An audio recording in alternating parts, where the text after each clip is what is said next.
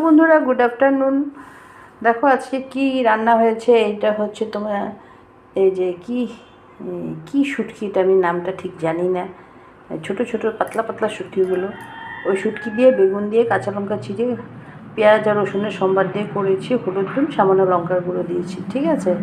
আর এটা হচ্ছে তোমার ডাল করেছি, অল্প করে সিদ্ধ ডাল। এটার মধ্যে খালি কাঁচা লঙ্কাও দিয়েছিলাম, খেয়ে নিয়েছি। কাঁচা লঙ্কা চিড়ে দিয়েছি, হলুদ নুন আর নামানোর একটু কাঁচা তেল দিয়েছি।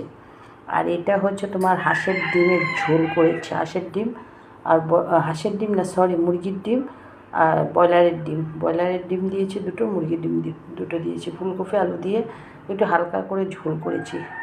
এখানে কাঁচা লঙ্কা, একটু জিরে, একটু আদা, একটু পেঁয়াজ, একটু রসুন দিয়ে করেছি, পাঁচফোড়ন আর তেজপাতা আর গোটা গরম মশলা সম্বার দিয়ে করেছি। হলুদ নুন আর একটু লঙ্কা গুঁড়ো, নামানোর আগে গরম মশলা দিয়েছি, ঠিক আছে। আর এটা হচ্ছে তোমার রাইস কুকারে ভাত হচ্ছে। এই দেখো, এখনও ভাত হয়নি, ভাত বসিয়েছি।